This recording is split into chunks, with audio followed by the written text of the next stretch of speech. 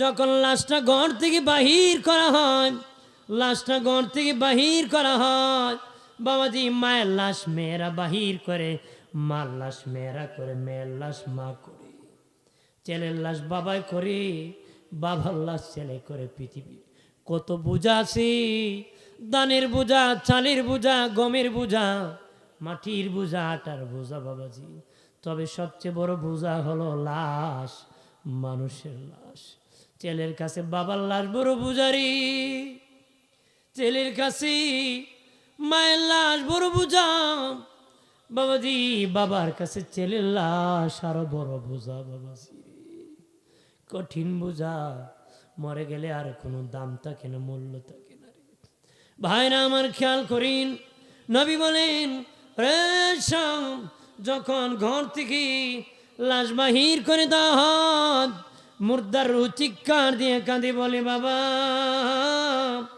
এই ঘর বানাতে আমি কত পরিশ্রম করেছি, মানুষের বাড়ি কাজ করেছি, প্রবাসী জিন্দিগি করেছি, বৃষ্টি ভিজেছি, রোদ্রে শুকিয়েছি, মনিবের বাড়ি কাজ করতে কত ধমক শুনছি, কত গালি দিছে, টাটা খেয়েছি, ভয় করে না ইনকাম করেছি। রে সন্তান, ঘর বানাইতে কত সীমানা নিয়ে ধাক্কা ধাক্কি করছি, মেস্তুরের সাথে কত খারাপ ব্যবহার করছি। আজকে আমি বাবা বিদায় হয়ে যেতেছি, এত কষ্টের ঘরে কিছুক্ষণ থাকতে দাও। নবী বলেন পৃথিবীর কেউ তার বাবার লাশ ঘরে রাখে না, ঘর থেকে বাহির করে দেয়, তখন রুহ চিৎকার দিয়ে কান্না করে। ইন্তিকালের পরে নবী বলেন 3 নম্বর যন্ত্রণা, একটু চিল্লায় বলে আল্লাহু আকবার। কার লাশ ঘরে রাখছি? হাসপাতাল মরে গেলে ঘরেই ঢুকায় না, ঘরে কি ঢুকায় না। যে খাটে মরছি ছেলে খাটে ঘুমায় না, যে বিছানা ছিল উল্পুত করে ফেলে দেয়। আবার রুহ নাকি ডিস্টার্ব করবে, রুহ নাকি কি ডিস্টার্ব করবে। মনে মনে মনে কয় বাপ মরছে বড় কথা না, আজরের দে বাড়ি চিনছি এটি বড় কথা। কথা কয় না, আজরাইলে আমার বাড়ি চিনে নিছে, কোন সময় কয় আমার বাপরে নিছে, আমারও। মানুষগুলো দশা করে, কি করে ভাইরা আমার খেয়াল করেন ভালো করে, প্রাণের বাবাজি রুহ জানাজার মাঠে একজন ফিরিস্তার হাতে থাকে রে। জানাজার মাঠে যখন যায়, উপস্থিতি জনতার উদ্দেশ্যে ভাষণ দেয়, রুহটা একটা ভাষণ দেয়। পৃথিবীর মানুষ কানে শুনে না, যদি জান্নাতি হয় বলে উপস্থিত জনতা তোমরা ভালো রে, আমি যেই পথে হেঁটে জান্নাত পেয়েছি তোমরাও সেই পথে হাঁটো। আর নাফরমান জাহান্নামী হলে কয় তুমি যদি জানতা রে আমি জাহান্নামী, তোমরা কেউ আমার জানাজা আসতা না, কান্না করতা না, কবর খনন করতা না, আমার জন্য কাফন আনতা না রে। আগে যদি জানতা আমার জন্য গরম পানি করে গোসল দিতা না রে। আমি যেই পথে হেঁটেছি তোমরা সেই পথে হাঁটিও না, আল্লাহর পথে তোমরা যাও। আর জোরে কারো জানাজা গেলি, হে বাবাজি কারো বাপ মরে গেছি, মা মরে গেছি, বা সন যখন দিবি বলবেন উপস্থিত জনতা আমার মায়ের কাছে, আমার বাবার কাছে কারো পাওনা আসেনি, বলেননি? বলবেন দরকার আসেনি, আপনি ওয়ারিস তার, বলবেন আমার মায়ের কাছে কারো পাওনা আসেনি, বাবার কাছে পাওনা আছে। এটা কয় না আপনার জন্য আমি তাবারকের ব্যবস্থা করছি, খাইয়ে যায়। বাবার কাছে পাইবো শাস্ত্রলালা 500, আয়োজন করছে 50,000 টাকা। তোরা কে কুশিল করতো, আগে 500 দিলে না কেন? কথা কনা, আগে বাবার ঋণ দিলে না কেন? বেটা খাওয়ানো ইবাদত, খাওয়াবা, তবে বাবাকে ঋণ মুক্ত করো আগে। কথা কনা, বাবা মূর্তি দিরি যা বলবেন কেউ পাও নাকি? আমার বাবা চা খাইতো, তার কাছে পাও নাকি? সাথে সাথে পরিশোধ করে দেবা, ঋণ থাকলে পরিশোধ করো, বাবার খেদমতের সওয়াব পাবা। কথা কয় ঠিক কিনা? আল্লাহ নবী কোন জানাজা গেলে বলছেন তার কাছে কাউ পাওনা আছেনি, কেউ বলতো আমি পাওনা আছি, আমি আছি। নবী বলতেন তার যারা গার্জেন আছো জামিনদার হও, তারা জামিনদার হতেন। আবার কেউ পাওনাদার দাবি করেছে কিন্তু কেউ জামিনদার হয় না, মৃত ব্যক্তি নবী বলতেন আমি নিজে তার ঋণের বোঝার দায়িত্ব নিয়ে নিছি। নবী বুঝাইছে ঋণের বুঝানি লক্ষ লক্ষ মানুষ জানাজা পড়ল, 2 পয়সার লাভ হবে না রে। ঋণ নিয়ে জানাজা পড়ে কোনো লাভ হবে? মানুষের পাওনা দিতে হবে। মানুষের পাওনা কি? লাশটা বাবাজি কবরে যখন নামায়া দেওয়া হবে, বাবাজি নামায়া যখন দেওয়া হবে, বাবাজি 3টা ভাত তাকে খুলে দেওয়া হয়, মুখটা কেবলার দিকে ঘুরায় দেওয়া হয়, কেবলার দিকে। আম্মাজান খাদিজাকে যখন নবী কবরে নামাই দিয়েছেন, চেহারা কেবলার দিকে দিতে চান, কিন্তু চেহারা সোজা হয়ে যায় আসমান বরাবর। নবী বারবার কেবলার দিকে দিন, আবার বারবার আসমান বরাবর হয়ে যান। নবী ভয় পেয়ে গেলেন, আল্লাহ কি আমার খাদিজার প্রতি নারাজ হয়ে গেছেন নাকি? ঠিক ওই মুহূর্তে কবরে খবর আসলো, নবী আর চেহারা কেবলার দিকে দিবেন না। আল্লাহ চায় না খাদিজার চেহারা কেবলার দিকে তাক, আল্লাহ চায় খাদিজার চেহারা যেন আর সে আজিমের দিকে তাকো। এই হলেন খাদিজা, যিনার চেহারা আল্লাহ আর আজিমের দিকে নিতে পছন্দ করছে, যারে আল্লাহ সালাম জানাইছে, যে আল্লাহকে রাজি করেছে, খুশি করছে। পিছনে খুশি হওয়ার কারণ হলো নবীর খেদমত করেছে।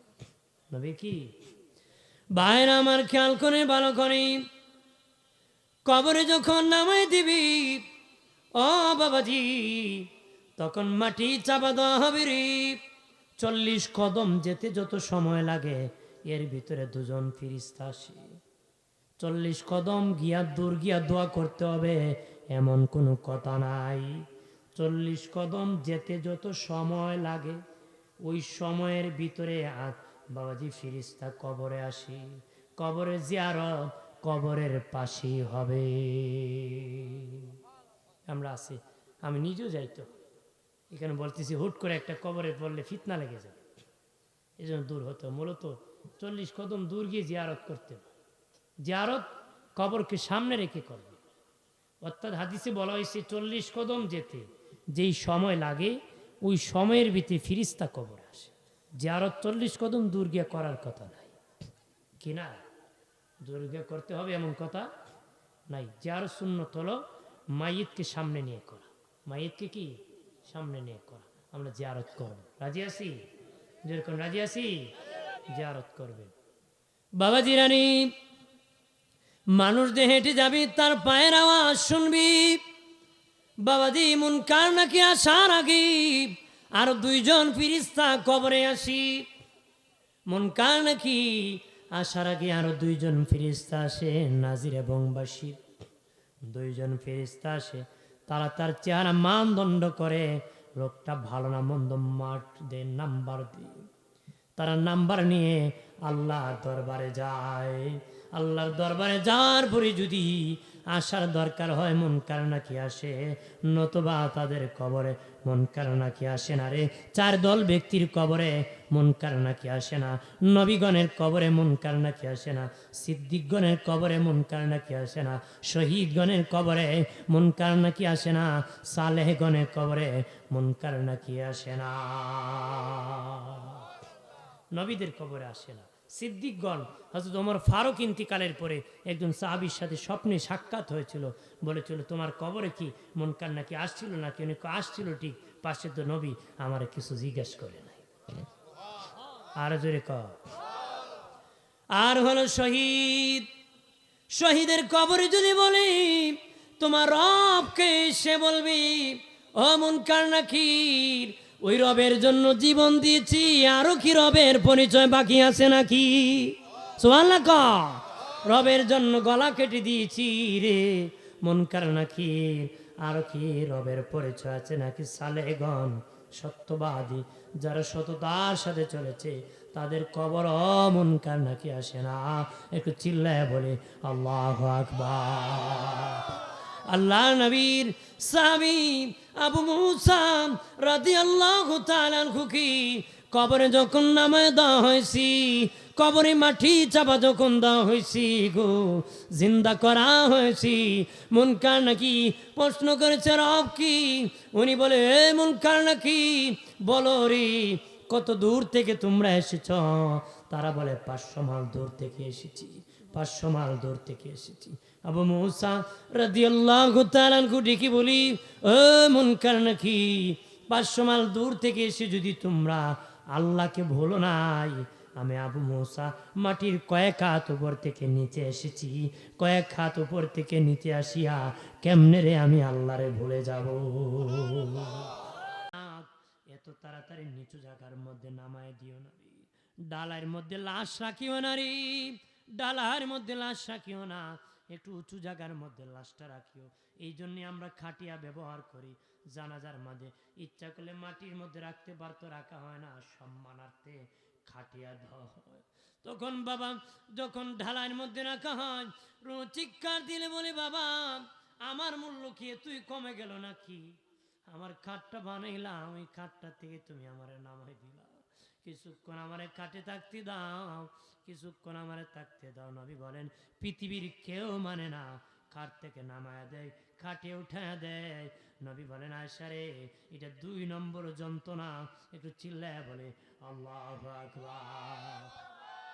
3 নম্বর যন্ত্রণা হলো 100 দিলে কি, 100 দিলে 5টা মিশা কথা কয়, 500 দিলে 50টা কয়, 1000 দিলে জীবন দিলাইব। দেখি না বহু লোক আছে, কোথালে তোমার লাই জীবন মেয়ে দিতাম না, তে খালে মাল লাগলো বেটা জুতা ফালাইয়া বাগে। ক ভাই কই যাও? ক জুতা নিতে না, কাকজন নি মনে আরে কি মনে ইনজুরের দরকার? ক জীবন যান বাঁচানো খরচ, যান বাঁচানো কি খরচ। ক মানুষ মাটি কামড়ে বুট পায় না, তাই লন্ডন তে আইসুন চেয়ারম্যান হইতে কথা কয় না, বাগে আর 1000 লইয়া কয় আর কি কথা কয় না, আছে কি না? আমরা দেশে এরকম অভাব নাই, টাকা দিলে আল্লাহরে ভুলে যায়। মানুষ তো ভূতরে ডরায়, আল্লাহরে ডরায় কথা কয় না। ভূতরে যে ডরায়, একবার কইছিল যে আমার বউরে যে ডরায়, যদি আল্লাহরে ডরাইতাম ওলি হইলাম গানে সরসর লাকি মানে কইতেছে, কয় আমার বউ নামাজ না পড়লেও জোর, যে বই দেখায়। বউ হলো নীতিবান, বলছে সহজ সরল স্বামী তো, বলছে তুমি নামাজ পড়ো, নাহলে আল্লাহ ধরে সারা জীবন কষ্ট করছো। আমার আবার কয় আমার বউ কয়, তো সারা জীবন মেহনত করছো, এখন যদি তুমি নামাজ না পড়ো কি জবাব দিবা? এই জন্য আমার উপর চাপ প্রয়োগ করে হুজুর, যে ভয় করে আমার। মানুষ এখন ভূতরে ডরায়, আল্লাহরে ডরায় না। এখন যদি 12টার পরে রাস্তা দিয়ে যান, কোনো বট গাছের নিচে দিয়ে আরো আঘাত দিয়ে কয় সেরাগালি কই যাস, কই যাবো সেরাগালি, কই দিয়ে ফলাইবো বাবা, খার দোয়ার ভাঙবো না ঘর ভাঙবো, এটার কোনো স্টেশন না, এই বালি মরে যাব, ই চিন্তা নাই, দৌড়। আমার বানের বাবাজি, ওরে যুবকেরা তরুণেরা ভালো করে শুনে নাও, আবু মুসা রাদিয়াল্লাহু তাআলা ডেকে বলেন, এ মুনকার নাকির, তুমি যদি 500 মাইল দূর থেকে এসে আল্লাহকে বলো নাই, আমি তো কয়েক হাত উপর থেকে এসেছি, আমি কেমনে রে আল্লাহকে ভুলে যাব?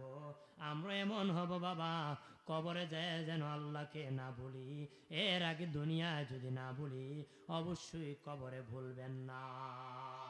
সকাল সন্ধ্যা স্মরণ করবেন, আল্লাহকে ধ্যানে রাখবেন, খেয়ালে রাখবেন, জীবন সফলতা হবে। যেখানে যাবেন আল্লাহর ভয় অন্তরে রাখবেন। প্রাণের আল্লাহরি কোথায় গেলে পাব তোমারে, প্রাণের মাওলা কেমনে ডাকলে, বন্দি হইলাম শয়তানের জালি, দিন কাটাইলাম হেলে দোলে, বন্দি হইলাম শয়তানের জালি, দিন কাটাইলাম হেলে দোলে, আমার জীবন মরণ দিলাম তোমারে, আমার জীবন মরণ দিলাম তোমারে, প্রাণের আল্লাহরি কোথায় গেলে পাব তোমারে, প্রাণের মাওলা রে কেমনে ডাকলে পাব তোমারে। আল্লাহুম্মা সাল্লি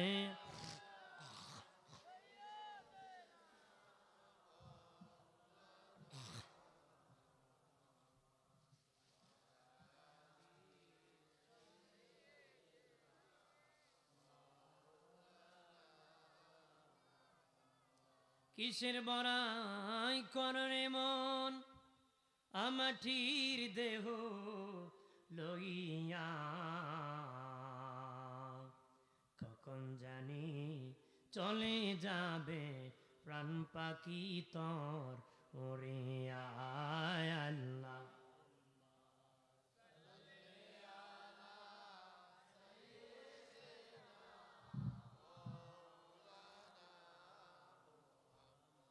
وعلى آله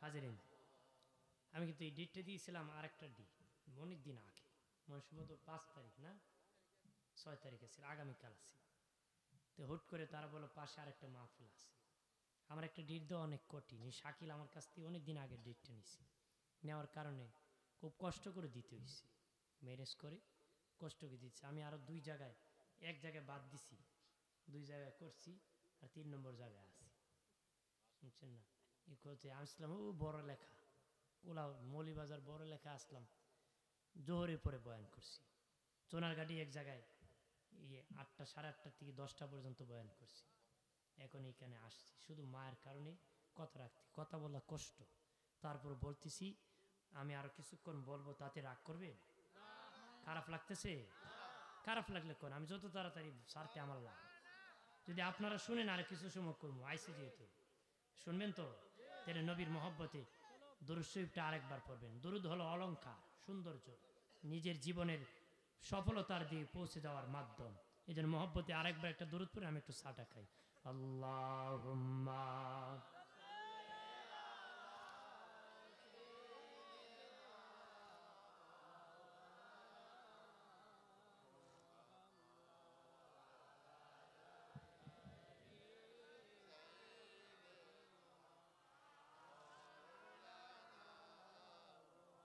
দরাতে সে নবী না দেখিলেন বাবার মুখ 6 বছরের কালে নবী হারাইলেন মায়ের বুক আল্লাহ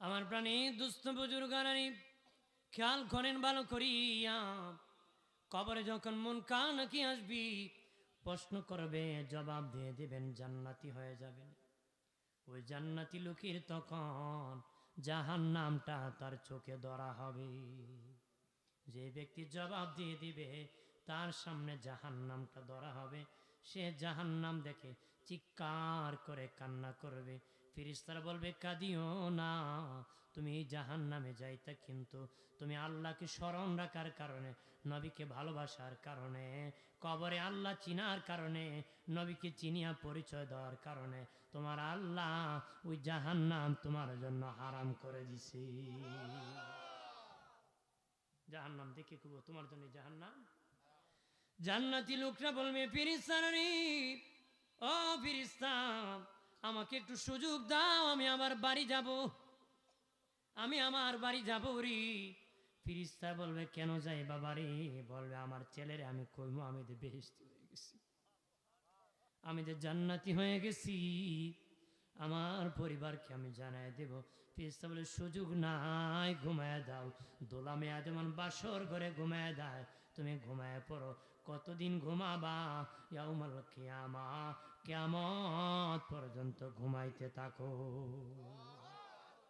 কতদিন ঘুমাইবা কিয়ামত পর্যন্ত বাসর ঘর মানুষের গুরুত্বপূর্ণ রাত বাসর রাত কি মানুষের গুরুত্বপূর্ণ রাত বেটা রাত কেমনে পয়সা টের পায় না ঠিক জান্নাতি কবরে যখন ঘুমাবে তখন কিয়ামতের বাঁশি যখন বাজবে সে খুব একটু আগে খালি ঘুমাইলাম এখনো বুঝি বাঁশি বাজে হয়তো হাজার হাজার বছর কোটি কোটি বছর কবরে থাকছে আল্লাহু আকবার কন্যা কত বছর থাকছে বুঝছেন সর্বশেষ যারে কবরে রাখা হবে তারপরে কোনো মানুষ নাই 40,000 বছর মাটির নিচে থাকতে হবে কত হাজার বছর ভাইরা আমার খেয়াল করে ভালো করে, যারা জবাব দিতে পারবে না তার সামনে আমার আল্লাহর জান্নাত দেখানো হবে রে।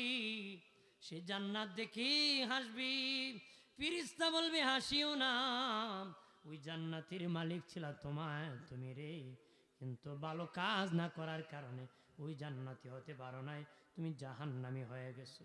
কবরে জাহান্নামে যোগাযোগ লেগে যাবে, জাহান্নামের পোশাক পরায় দিবে, জাহান্নামের সাথে যোগাযোগ লাগাই দিবে।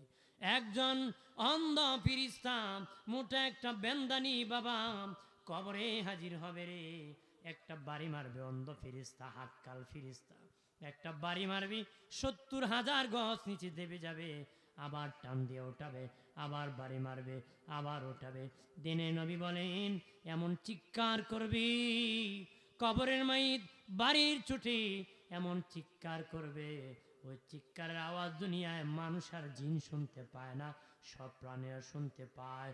নবী কম মানুষ যদি শুনতো, মানুষ বাড়িঘর পালায়া পাগল পাড়া হয়তো কবরেরই আজাব যদি মানুষ দেখিত, ঘরবাড়ি পালায়া মানুষ ভাগিত, ঘরবাড়ি পালায়া মানুষ ভাগিত। আল্লাহ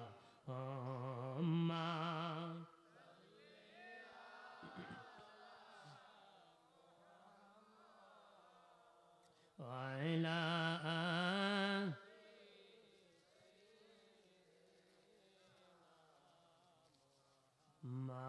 মাদওয়ালা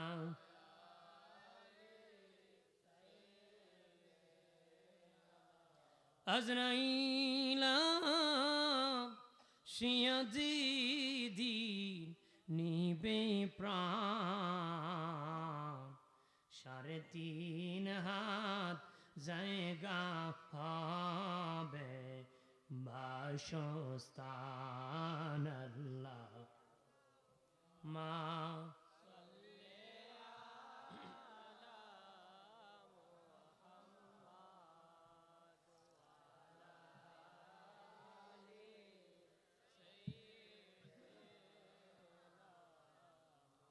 হাম্মাদ ওয়াইলা মারহাবা।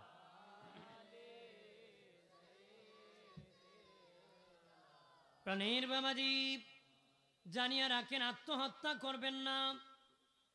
এ যুবক আত্মহত্যা করিও না। যুবতীরা রে, মা বোনেরা, বাবাজি জীবনে আত্মহত্যা করবা না রে। অনেক আছে প্রেম করেছে, প্রেমের কারণে প্রেমিকা বিয়ে হয়ে গেছে, যুবক বিষ খেয়ে মরে যায়, রেলের তলে পরে মরে যায়। হের মতন হতবাগার কম্বক কেউ হতে পারে না। তোর মতন গর্দব মূর্খ আর কেউ হতে পারে না। একটা বিয়ে হয়েছে বেটা, আর কটা তোর দরকার? কথা কর। একটা বিয়ে বসে গেছে, ও বিয়ে বসে রঙে রঙে জীবন করতেছে, হে কবরে আর কিল মুড়া খালি খাইতেছে। যে যেইভাবে আত্মহত্যা করবে তারও বাবা কবরে এইভাবে শাস্তি দেওয়া হবে রে। বিষকে যদি কেউ মরে যায়, তার সারা কবরে কিয়ামত পর্যন্ত বিষ খাবে আর মরবে আর জিন্দা হবে।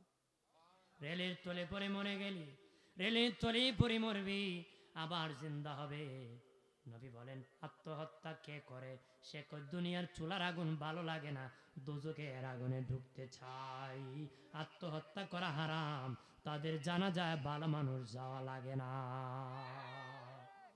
আত্মহত্যা করলে তার জানা যায় ভালো লোক যায় না। আমি বলার কারণ বলতেছি, তোমরা কেউ যেন আত্মহত্যা না করো। তোমরা খারাপ। আত্মহত্যা করে কোনো নারী মরলে, পুরুষ মরলে ভালো মানুষ এর জানাজা যায় না। আমাদের ইমাম কইছে হেরে কিছু লোক যে যাপন করে, অন্য ইমামরা কইছে মুরতাদ হিসাবে জানাজা লাগবে না। আর আমাদের ইমাম কইছে জানাজা পড়ে লিখিও, তবে ভালো লোক যায় না। ভালো লোক কি যায় না। এই জন্য বলি রে এলাকার যুবক, ও এলাকার যুবতীরা, তুমি কয়েকদিন প্রেম করে মারে ভুলে গেছো, বাপরে ভুলে গেছো। জি বাবা রক্তকে পানি করে তোরে খাওয়াইছে, জি মা প্রসব যন্ত্রণার কষ্ট করেছে, প্রসব যন্ত্রণার দুধ পান করাইছি, ওই মার চেয়ে তোরা কেউ দরদি হয়ে গেছে নাকি রে? খবরদার, মা বাবার উপরে কোনো কথা চলবে না। মা বাবার উপরে কি অনেকে চালাইছে, শান্তি হইছে না, পরে কিলার মুড়ই খাইছে। কতক্ষণ ঠিক কিনা? এই জন্য বলি আত্মহত্যা করিও নারী, আর মৃত্যু কামনা করবা না। আল্লাহ আমার নেনা কেন এই কথা বলবেন না, বলবেন আল্লাহ আমার হায়াতটা বাড়ায় দাও, তোমার গোলামি করিয়া যেন তোমার শিকরিয়া জান্নাতি হয়ে যেতে পারি। কে আল্লাহ আমার নেও না, পাপ করতে করতে অন্ধ হয়ে গেছে, গুনাহ করতে করতে ইমান দূর হয়ে গেছে, আর ইমান নাই, সে কয় আল্লাহ তোমার আজেল কি আমার দেখে না? কোন ইমানদার বলে না।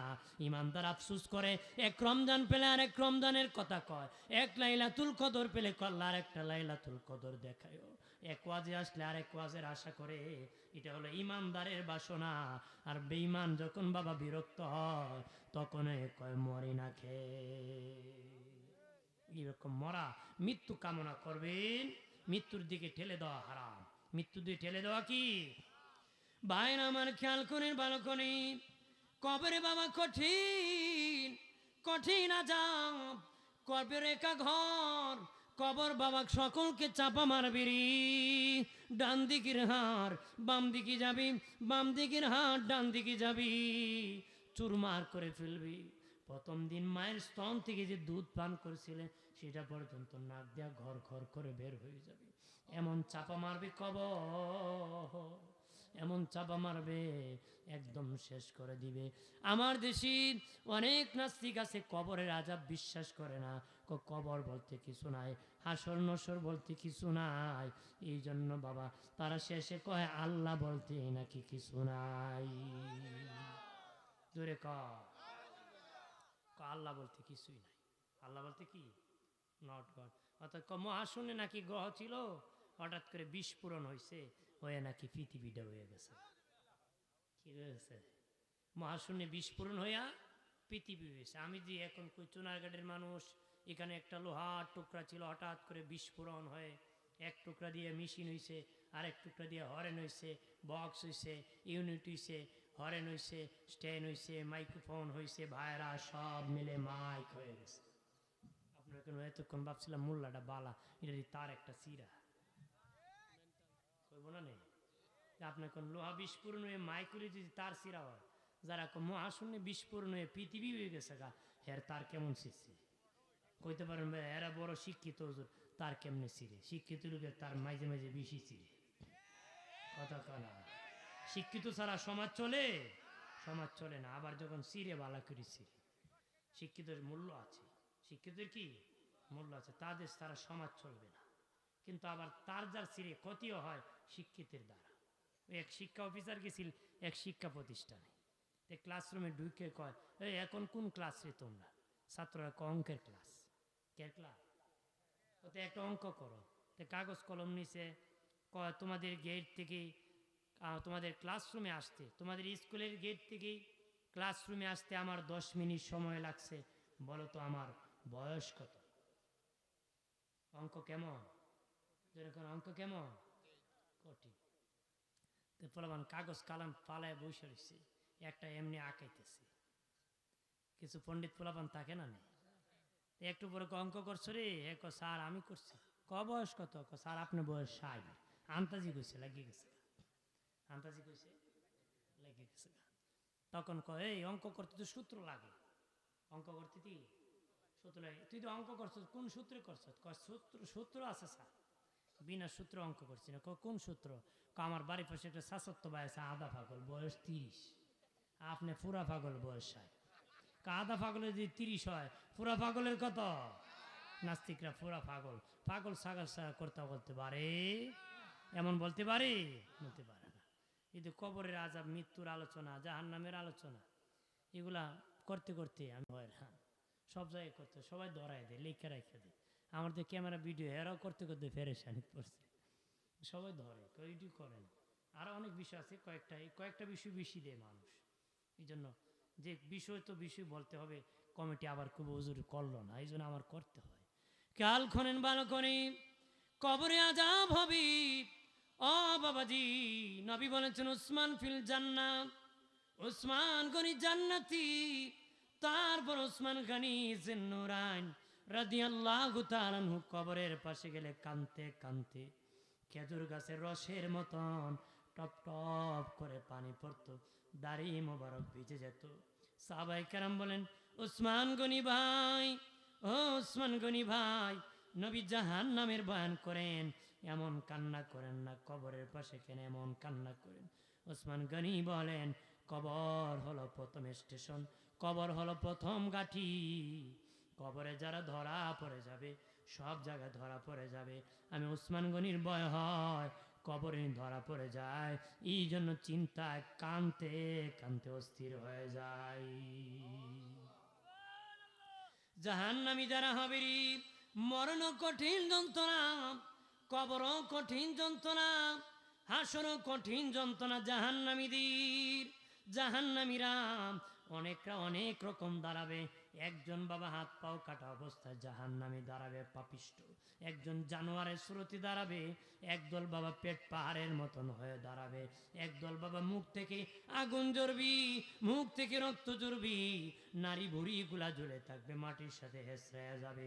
আরেকদল বাবা মুখ থেকে পচা গন্ধ বের হবে, আরেকদল গরু জবাই যেমনি কণ্ঠনালে আলাদা হয় এইভাবে জবাইকৃত অবস্থায় উঠবে। আরেক দলের জিহ্বা কেটে দেওয়া হবে, আরেক দলের পা আকাশে থাকবে জাহান্নামীর, মাথা নিচে থাকবি, আর বাবা লজ্জাস্থান থেকে ময়লা ঝরবে। আরেক দলের পেট আগুনে ভরপুর থাকবে, কুচ্ছিত কালো চেহারা হবে। একদল যক্কা রোগী হবে, কুষ্ঠ রোগী হবে, এক দলের দাঁত মহিষের সিংহের মতন হবে, টুটগুলা পাহাড়ের মতন হবে, অন্তর চোখে বাহ্যিক চোখে অন্ধ হবে। ওরা সব জাহান্নামীর সুরত। একটু চিল্লায় বলি নাউজুবিল্লাহ, আর জোরে বলি।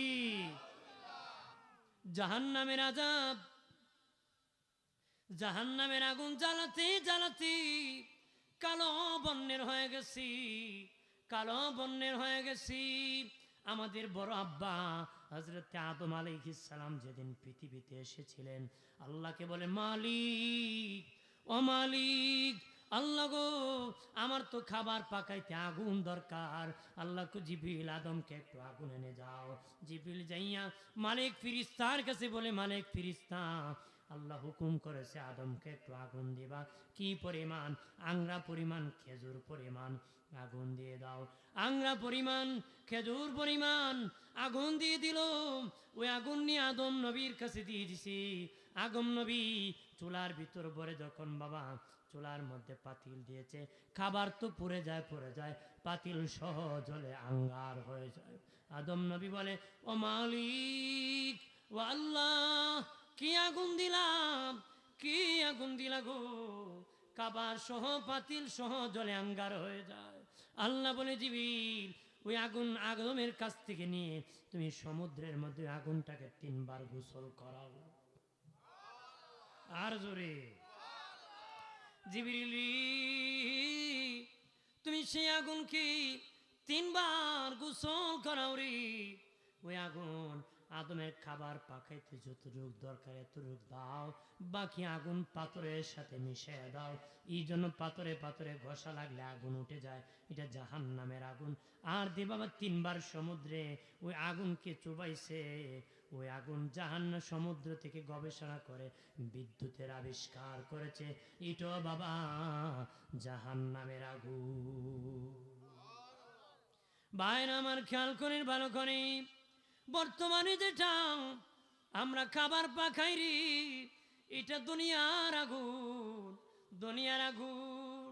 বাবাজি নবী বলেন, কোন জাহান্নামীকে যদি জাহান্নাম থেকে উঠাইয়া দুনিয়ার চুলার আগুনে ফেলে দেওয়া হয়, কোন জাহান্নামীকে যদি জাহান্নাম থেকে ওটায় চুলার আগুনে ফেলে দেওয়া হয়, পালাইতে দেরি, নবী বলেন ওই লোকটা ঘুমাইতে দেরি করবে না রে, ঘুমাইতে দেরি করবে না, বলবে বহুদিন পরে আরামের একটা জায়গা পেয়েছি। এত ভয়ঙ্কর জাহান্নামের আগুন শুনে নেন।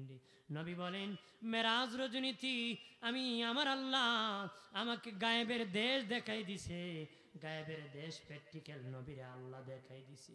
নবী বলেন আমি জাহান্নামের ভিতরে প্রবেশ করেছি, জাহান্নাম কিন্তু একটা, জান্নাত একটা, জান্নাত একটা, জাহান্নাম একটা।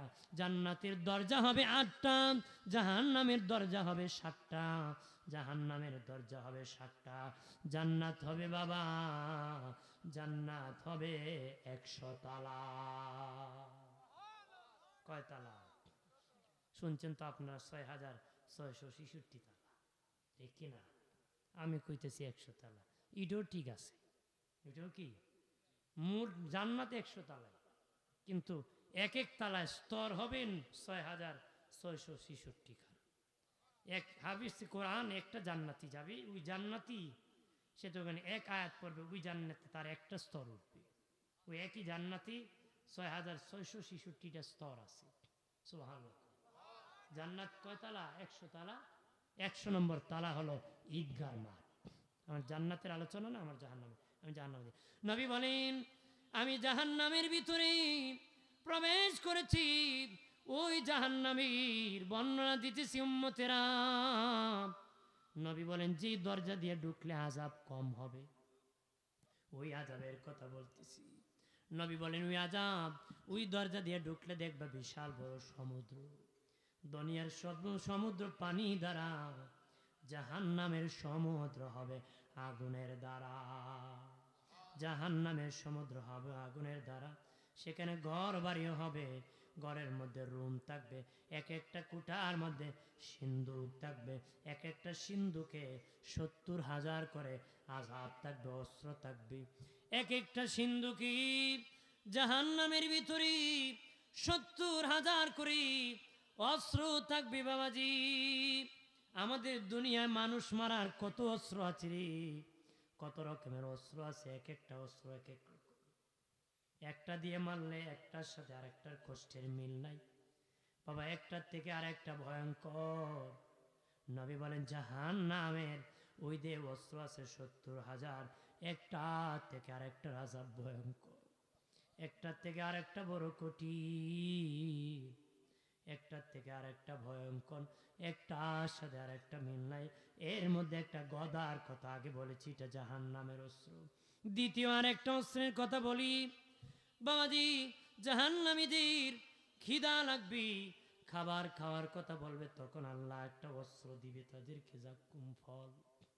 এটা একটা কাটা ভরা ফল, ওইটা একটা অস্ত্র জাহান্নামীকে আযাব দেওয়ার। ওই ফলটা যখন দেওয়া হবে, দিনে নবী বলেন এত ক্ষুধার্ত দেখিয়া দেখবে না এটা ভালো না মন্দ, খাওয়া যাবে কিনা। এই জন্য বাবা খাবার খাওয়ার সুন্নত আছে, খাবার দেখে খাইতে হবে, ধীরে ধীরে খেতে হবে। পানি খাওয়ার সুন্নত হলো পানি দেখা প্রথম, এটা ভালো না মন্দ এটা দেখা সুন্নত। এরপরে বাবাজি বসে খাবেন, তারপরে 3 বারে পানি এটা পান করা সুন্নত। কয়বারে? 3 বারে। টান মারছে, এক তাগার হুকে নিছে, কথা এবার কোন সময় ফার্স্ট লাগবো ভাই সাহেব, মরে একবার হ্যান্ডে বেড়ে শুয়ে যাবেন, কথা খারাপ। সুন্নতটা আদায় হইব, জীবনও বাঁচবো। 3 বারে খাইবেন। কয়বারে? 3 বারে। গলা শুকাই গেছে দেখবেন রমজান মাসে ইফতারির সময় যদি এক টান মারে, কলিজা ফেটে অনেক মরে যায়। যেন প্রথম হালকা দিয়ে গলা ভিজান, এরপর আরেকটু বেশি দেন, তারপর আরেকটু বেশি দেন। এই জন্য পানি খাওয়ার সুন্নত প্রথম দেখা, বসে খাওয়া, 3 বারে খাওয়া। কন্যা সুবহানাল্লাহ। বৈশা খাওয়ান না খারিয়া খাওয়া? জমজমের পানি খারিয়া না বৈশা? না ই বেলা বইয়া খায় না, বাইসাবে দিছুন বইল কথা কয় না।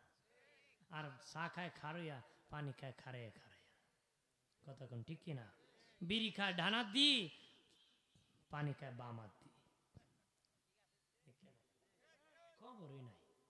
বাইরে আমার খেয়াল করেন ভালো করে, ওই ফল যখন জাহান্নামীর হাতে দেওয়া হবে রে, সে তো ক্ষুধার্ত, দেখার সময় না, এমনি মুখে দিয়ে দিবি।